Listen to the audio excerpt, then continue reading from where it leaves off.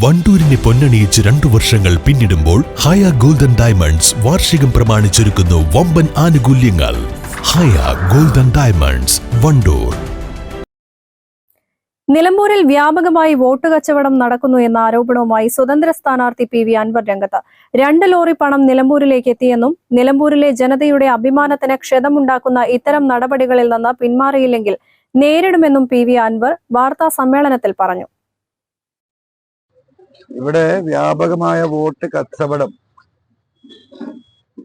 ചില ശക്തികൾ നടത്തിക്കൊണ്ടിരിക്കുകയാണ്. അതിന് നേതൃത്വം നൽകുന്നത് ചില മന്ത്രിമാരും വളരെ ഉത്തരവാദിത്തപ്പെട്ടവരുമാണ്. അപ്പൊ അത് ഇന്ന് ഉച്ചക്ക് 12:30 മണിക്ക് ഈ പള്ളിക്കുത്ത് വീട് കാണിച്ചു തരാം. നമ്മള് ആ വീട്ടിലേക്ക് നിങ്ങളെല്ലാരെയും ക്ഷണിക്കുകയാണ്.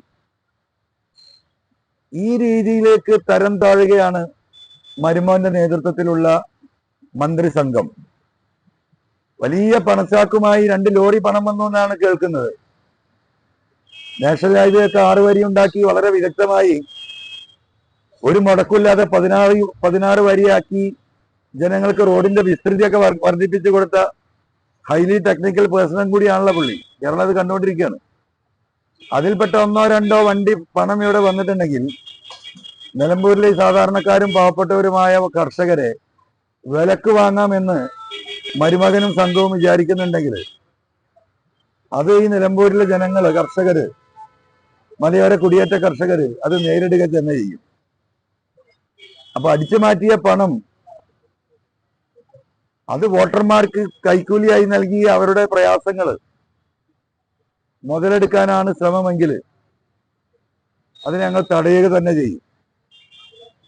ഇവിടുത്തെ പാവപ്പെട്ട മനുഷ്യർ താമസിക്കുന്ന സ്ഥലങ്ങളിലും കോളനികളിലുമൊക്കെ തെരഞ്ഞെടുപ്പ് കുറച്ചും കൂടി മുന്നോട്ട് പോയാൽ പണം കൊടുക്കാൻ കഴിയില്ല. അഡ്വാൻസ് ആയി കൊടുക്കാനുള്ള മീറ്റിംഗ് ഈ പറയുന്ന മരുമകന്റെ നേതൃത്വത്തിൽ കഴിഞ്ഞ 2 ദിവസമായി നടക്കുന്ന വിവരം നമുക്കറിയാം. അപ്പോ നിലമ്പൂരിലെ ജനതയുടെ അഭിമാനക്ഷതമുണ്ടാക്കുന്ന ഇത്തരം നടപടികളിൽ നിന്ന് മരുമോനും സംഘവും മാറിയില്ലെങ്കിൽ ജനങ്ങളെ കൂട്ടി ഞങ്ങളത് നേരിടും.